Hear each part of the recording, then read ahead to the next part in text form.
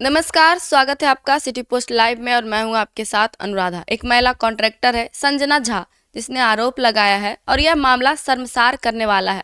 संजना झा ने कहा है कि भवन निर्माण विभाग के 2 वरिष्ठ अधिकारियों ने उनके सामने शर्त रखी है कि अगर कॉन्ट्रैक्ट चाहिए तो हमारी बात माननी पड़ेगी, समझौता करना पड़ेगा। समझौता किस तरह का, यह आप खुद ही सुनिए। सब आए दिन मेरे साथ बहुत बुरा हो रहा है। जहाँ भी जा रहे हैं बदतमीज़ी ही हो रहा है, छेड़खानी ही हो रहा है। और 27 को तो पहली बार नहीं गोली चली थी, ये सेकेंड टाइम चली थी। इससे पहले 12 जनवरी को भी चली थी उसी डिवीज़न में। कारण क्या है गोली चलने का कारण क्या है, क्या है और कहाँ पर चली थी? सर सब ये तो एक एग्जीक्यूटिव का रीज़न ये है कि एग्जीक्यूटिव का बात हम जो नहीं माने, एक ये भी रीज़न है। और बहुत से संवेदक एग्जीक्यूटिव लोग चाहते कि हम काम नहीं करें। क्यों? किस चीज़ का समझौता? समझौता ये है कि हम उन लोग का बात मान जाए तो ठीक है, नहीं तो फिर हम काम नहीं करें। क्या कौन सा बात बताइए। हम बिस्तर होने के लिए कह रहे हैं। हम बिस्तर होने के लिए कह रहे हैं। कौन कह रहा है? अजय वर्मा, सूर्यरतन प्रकाश। ये लोग कौन है? ये एग्जीक्यूटिव है, एक गर्दनी बाग के और एक पाटलिपुत्रा के। आखिर आपने ही क्लियर बताइए। और ये कब से घटना घट रही है कि आप प्रताड़ना झेल रही हैं? ये 12 सितंबर 2024 से घटना घट रही है। 12 को भी मेरा नहीं लिया गया एप्लीकेशन, 13 को भी नहीं लिया गया, 14 को भी नहीं लिया गया। 15 को जब हम एसी के पास अपना एप्लीकेशन लेकर गए कि सर मेरे साथ ऐसा घटना हो रहा है, कम से कम आप इसका ये एक्शन लीजिए। तो वहाँ पे हमको कहा गया कि ऐसी कैरेक्टरलेस महिला का हम लोग एप्लीकेशन नहीं लेते हैं। कौन बोला? एसी रामाज्ञा सर है, सर्किल ऑफिस में बैठते हैं। ऐसे कैरेक्टरलेस महिला का हम लोग एप्लीकेशन नहीं लेते हैं। हम लोग एप्लीकेशन ऐसी महिला का फाड़ के फेंक देते हैं। ऑफिस घटना के बाद क्या कोई अधिकारी से मिले? अधिकारी से हम मिले थे तो उन्होंने कहा था ठीक है हम बात करते हैं। जयंत राज जी से मिले थे, उन्होंने कहा था ठीक है हम बात करते हैं। वहाँ पे भी एप्लीकेशन दिए थे सर, लेकिन वहाँ से भी कोई सुनवाई नहीं हुआ। फिर ये 30 नवंबर के मेरे साथ जब अक्टूबर में लास्ट सितंबर में जब हमको अजय वर्मा ऑफर दिए थे कि हाँ आप मेरे साथ दोस्त, जैसे तीसरी जगह आपको घूमने की ज़रूरत नहीं है, इसी डिवीज़न में आपको बहुत ऊंचा तक हम लेके जाएंगे अगर आप मेरा कॉर्पोरेट में साथ देती हैं। तो साथ देने मतलब आप समझ रहे हैं कि हम बिस्तर होना चाहते हैं। पुलिस से आपने आवेदन देने के आप जब मिली थाने पे जाती हैं क्या कुछ कोई कार्रवाई नहीं हुई है, कोई कार्रवाई नहीं। कौन सा कुछ आश्वासन नहीं, उल्टा हमको ही धमकी दिया जाता है पुलिस के द्वारा आपको? किस थाने में? शास्त्री नगर थाना में। क्या गोली किस थाना क्षेत्र में आपके? आलमगंज में। तो आवेदन आपने वहाँ दिया? जी सर। सर उससे पहले मेरे साथ आए दिन घटना घट रही है। 30 नवंबर गोली चलने वाले से ज़्यादा खतरनाक था, क्योंकि वो 500 आदमी के बीच में हम घिरे हुए थे और मेरे से पिस्टल सटाया हुआ था और मैं जितने प्राइवेट पार्ट्स को टच किया जा रहा था, सबके सामने टच किया जा रहा था। वहाँ पे एक प्रशासन भी थे, अजीत सिंह, सचिवालय 2 के, उनसे भी हमने मदद मांगा कि हम मदद कीजिए, लेकिन वहाँ पे भी मेरा मदद नहीं किया गया। उल्टा वही हमको गाली दे के, वो देख रहे हमको सब छू रहा है, बदमाशी कर रहा है, छेड़ रहा है, मार रहा है, फिर भी वहाँ पे कोई कार्रवाई नहीं किया गया। ये गोली चलने से ज़्यादा भयंकर वो घटना था 30 नवंबर बाद। वो अधिकारी से मिले थे आप? किसी अधिकारी से किसी का था? जी सर, डीजीपी के पास गए थे, डीएसपी के पास गए थे, मंत्री जयंत राज के पास गए थे, रवि कुमार के पीएस के पास गए थे। जहाँ तक हमको लगा जहाँ जाए वहाँ तक गए, लेकिन हर जगह से हमको निराशा ही मिला। कहीं नहीं मिला। हम टेंडर का विवाद है क्या? जी सर, टेंडर लेकर ही विवाद हुआ सर। सब करता, हम एक सिंगल नहीं है। मेन टेंडर भी है और साथ में ये जो 2 एग्जीक्यूटिव का हम बात नहीं माने, मेन रीज़न वही है। अगर बात मान लेते तो आज हो सकता हम कॉन्फ्रेंस में नहीं बैठे रहते, हो सकता था कि आज हम रोते नहीं रहते, हो सकता था कि आज इतना हम टेंशन में नहीं रहते, हम भी बहुत मजे से जिंदगी जी रहते हैं। लगता है कि एक महिला होने का नतीजा आपको झेलना पड़ता है। बहुत झेलना पड़ रहा है, उन लोग का बात नहीं मान के बहुत झेलना पड़ रहा है हमको। भवन निर्माण का टेंडर था, ओपन टेंडर था, 630 ग्रुप का टेंडर था। उस दिन कोई भी प्रशासन नहीं था, कोई भी इंजीनियर नहीं था, कोई कर्मचारी वहाँ पे नहीं था। कहाँ पे हो रहा था? वो पाटलिपुत्र डिवीजन में उस दिन 30 नवंबर की वही घटना पर है। आपके साथ बस हुई थी? जी, गोलीबारी की जो घटना चला था 30 नवंबर को। आलमगंज में क्या हुआ? आलमगंज में भी जैसे ही हम लोग उतर रहे गाड़ी में से, वैसे ही डायरेक्ट आके फायरिंग हुआ। गाड़ी में से हम कूद के बाहर निकले, बाहर जैसे भागने लगे, 2 फायरिंग मेरे पे ही किया गया, लेकिन हम गिर गए तो उसके वजह से गोली ऊपर से निकल गया। किनके द्वारा गोली चलाई गई? जी सर, ये 5 एग्जीक्यूटिव जो है, अजय वर्मा, श्री रतन प्रकाश, प्रमोद, उपेंद्र सर, अनिल राय और आपने मोनू ये बात वर्मा।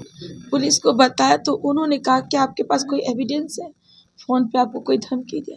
तो सर आप लोग ही बताइए, कोई ये क्या फ़ोन करके कोई धमकी देता है? जहाँ गोली चली थी वहाँ सीसीटीवी जी सर, वगैरह तो हाँ वो वहाँ पर फुटेज निकला है सर। है आपके पास? हाँ मेरे मोबाइल में होगा। अपराधी क्या बाइक से थे? बिल्कुल मीडिया शेयर के साथ करेंगे, शेयर कीजिएगा। बिल्कुल शेयर करेंगे सर। यह कितना शर्मसार करने वाला मामला है सर। देखिए, बिल्कुल शर्मसार करने वाला मामला है। बिहार महिलाओं का सम्मान करने के लिए जाना जाता है। यह बुद्ध की धरती है, यह महावीर की धरती है। यहाँ अगर एक महिला अगर डॉक्टर बन सकती है, एक महिला इंजीनियर बन सकती है, तो एक महिला कॉन्ट्रैक्टर क्यों नहीं बन सकती है भाई? बिहार के लोग नीतीश कुमार को सुशासन बाबू कहते हैं। क्यों कहते हैं सुशासन बाबू? इसीलिए कहते हैं क्योंकि नीतीश कुमार की यूएसपी है सुशासन। नीतीश कुमार जब सत्ता में आए, नीतीश कुमार जब बिहार के मुख्यमंत्री बने, तो उनका नारा क्या था? उनका नारा था, 20 साल पहले जब वे मुख्यमंत्री बने तो उनका नारा था कि महिलाएं सुरक्षित सड़क पर रात में 12 बजे घूमेंगी, अपराधियों की हिम्मत नहीं होगी कि कोई किसी महिला को छू दे। तो यह नारा, इस नारे के साथ नीतीश कुमार आए और बिहार में पुलिस का, शासन का इकबाल कायम हुआ। महिलाएं सुरक्षित महसूस करने लगी। लेकिन क्या हो रहा है अब? देखिए, एक महिला है संजना झा, कॉन्ट्रैक्टर है, वो कह रही हैं सामने आकर रो रो कर कि भवन निर्माण विभाग के 2 इंजीनियर, जिनका उन्होंने नाम भी लिया, कि भवन निर्माण विभाग के 2 इंजीनियर मुझे कहते हैं कि आपको कॉन्ट्रैक्ट मिलेगा, आपको बहुत ऊपर ले जाएंगे अगर आप हमारी बात मान लेंगे। मतलब कितनी शर्मनाक बात है ये। और ऐसे जो अधिकारी हैं, अगर इस बात की जांच, पहले तो इस बात की जांच होनी चाहिए, और अगर जांच में यह साबित होता है कि यह महिला कॉन्ट्रैक्टर संजना झा जो आरोप लगा रही हैं वे आरोप सच हैं, तो जो भी दोषी लोग हैं उनके खिलाफ सख्त से सख्त कार्रवाई होनी चाहिए। तभी तो शासन का इकबाल कायम होगा, नहीं तो कोई क्यों डरेगा? अगर ये जो ऐसा करने वाले जो अधिकारी हैं उनके खिलाफ अगर सख्त कार्रवाई नहीं होगी, पहले तो यह जांच हो कि महिला ने जो आरोप लगाया है वह आरोप सच है या नहीं। क्योंकि जैसा कि हम जानते हैं, लोक निर्माण विभाग हो या भवन निर्माण विभाग हो या पथ निर्माण विभाग हो, कॉन्ट्रैक्ट के मामले बहुत उलझे हुए होते हैं, ठेकेदारी के मामले बहुत उलझे हुए होते हैं। कई बार अधिकारी को निशाना भी बनाया जाता है। तो इस पूरे मामले की पहले तो उच्च स्तरीय जांच होनी चाहिए कि, और जांच में यह साफ पता लगाने की कोशिश करनी चाहिए कि क्या जो महिला कॉन्ट्रैक्टर हैं संजना झा, उन्होंने जो आरोप लगाया है वे आरोप सत्य हैं या नहीं। क्या जिन 2 अधिकारियों का नाम ले रही हैं संजना झा कि फला फला अधिकारी ने मेरे सामने ऐसी शर्त रखी, अगर यह आरोप असत्य है तो संजना झा के खिलाफ कार्रवाई होनी चाहिए कि आपने 2 वरिष्ठ अधिकारियों की मानहानि क्यों की, और अगर यह आरोप सत्य पाए जाते हैं तो दोनों अधिकारियों पे कार्रवाई। बिल्कुल दोनों अधिकारियों पर कार्रवाई होनी चाहिए, सख्त से सख्त कार्रवाई होनी चाहिए। ऐसी कार्रवाई होनी चाहिए कि भविष्य में कोई हिम्मत न करे। ऐसी गलती, ये गलती नहीं है अनुराधा जी, यह अपराध है। गलती तो भूलवश हो जाती, हो जाती है। यह तो जानबूझकर किया गया अपराध है ना, गलती से थोड़ी उन्होंने ऐसी शर्त रख दी।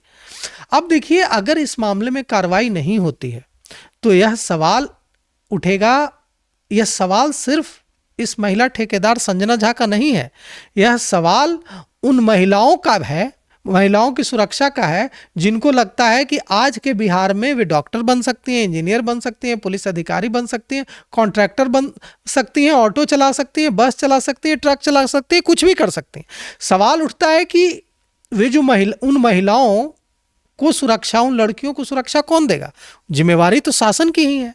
तो देखिए, कुछ दिनों पहले क्या हुआ था, एक बैंक में घुसकर एक ठेकेदार ने एक बैंक के एक अधिकारी के साथ बदतमीजी की थी। तब भी यह सवाल उठा था कि अगर बैंक के दफ्तर में एक महिला सुरक्षित नहीं है, अगर वहां जाकर कोई अधिकारी, किसी अधिकारी, महिला अधिकारी का कोई ठेकेदार मोबाइल छीन लेता है और फेंक देता है जमीन पर और उसे धमकी देता है कि तुमको पता नहीं है कि मैं तुम्हारे साथ क्या करूंगा और मेरी जो पहचान है, पहुंच है, ऊपर तक है, तुम मेरा कुछ नहीं बिगाड़ पाओगी। उस मामले में भी देखिए, जो जिस तरह से सख्त कार्रवाई होनी चाहिए थी उस तरह से सख्त कार्रवाई नहीं हुई। उस ठेकेदार की गिरफ्तारी हुई, लेकिन बाद में उस ठेकेदार को छोड़ दिया गया, बेल मिल गया, बेल दे दी गई। तो अब जब बेल दे दी गई, बेल मिल गई उस ठेकेदार को, तो यही मैसेज जाएगा ना समाज में कि अच्छा, कोई किसी को कुछ बोलता है, कोई किसी को कोई धमकी देता है और उसके बाद वो बेल मिल जाती है, छूट जाता है, उसका क्या हो गया? ऐसे मामले में तो जेल भेजा जाना चाहिए। और देखिए, लेकिन उस मामले में यह तारीफ जरूर करनी चाहिए कि सरकार की ओर से, शासन की ओर से, बिहार सरकार की ओर से एक पत्र जारी किया गया था और पत्र जारी करके कहा गया था कि हम इस ठेकेदार को ब्लैक लिस्टेड करते हैं, मतलब इस ठेकेदार को हम कोई कॉन्ट्रैक्ट नहीं देंगे। यह बहुत बड़ी मार है, जेल जाने से भी बड़ी मार है। अगर वो जेल जाता तो कुछ दिन में ही छूट कर निकल ही आता, लेकिन अगर उसको कोई कॉन्ट्रैक्ट नहीं मिलेगा तो यह मार तो बड़ी मार होगी, आर्थिक मार होगी। तो इस तरह की जो कार्रवाई की गई थी, उस वक्त भी हम लोगों ने, सिटी पोस्ट लाइव ने इसकी सराहना की थी कि यह अच्छी कार्रवाई की गई है। बिल्कुल उसी तरह से इस मामले में भी ऐसी कार्रवाई होनी चाहिए कि अगर इन दोनों अधिकारियों ने ऐसा किया है तो इनके खिलाफ सख्त से सख्त कार्रवाई होनी चाहिए। अगर ऐसी कार्रवाई नहीं होती तो सुशासन के सरकार में ये तो इसका इकबाल पे सवाल खड़ा हो सकता है। बिल्कुल इकबाल पर ही सवाल खड़ा होगा। अगर इस मामले की उच्च स्तरीय जांच करके दूध का दूध और पानी का पानी नहीं किया जाता है, अगर इस मामले की जांच करके सत्यता सामने नहीं लाई जाती है तो इकबाल पर ही सवाल उठेगा ना। कहने के लिए सुशासन की सरकार होगी फिर। बिल्कुल। और नीतीश कुमार सरकार की यही यूएसपी है। महिला, देखिए, तमाम सर्वे ये कहते हैं कि महिलाएं एकमुश्त होकर नीतीश कुमार को वोट करती हैं। हर जाति की महिलाएं पति से लड़कर वोट करती हैं। क्यों वोट करती हैं? इसीलिए वोट करती हैं ना कि उनको लगता है कि नीतीश कुमार ने उनके लिए, महिलाओं की सुरक्षा के लिए, महिलाओं के एम्पावरमेंट के लिए, महिलाओं के सशक्तिकरण के लिए काफ़ी काम किया है। अब अगर शासन के इकबाल पर सवाल उठेगा, अब अगर महिलाएं सुरक्षित नहीं हैं, अगर ये जो इस तरह का दबाव बना रहे हैं उस महिला पर, ये कोई अपराधी तो है नहीं, ये तो वरिष्ठ अधिकारी हैं बिहार के। तो अगर ये वरिष्ठ अधिकारी हैं तो इन पर तो और जिम्मेवारी बनती है कि ये इस तरह का काम न करें और भविष्य में कोई अधिकारी ऐसा करने की हिम्मत न जुटाए। महिला डॉक्टर हो सकती है, इंजीनियर हो सकती है, तो कॉन्ट्रैक्टर क्यों नहीं हो सकती है? क्यों महिलाओं के सामने ऐसी शर्त रखी जाती है कि जो उन्हें शर्मसार कर दे? आपको क्या लगता है कि इस मामले में आपकी क्या राय है, या हमें आप कमेंट बॉक्स में ज़रूर बताएं। तो फिलहाल इस खबर में इतना ही। आगे की खबरों के लिए देखते रहिए सिटी पोस्ट लाइव। धन्यवाद।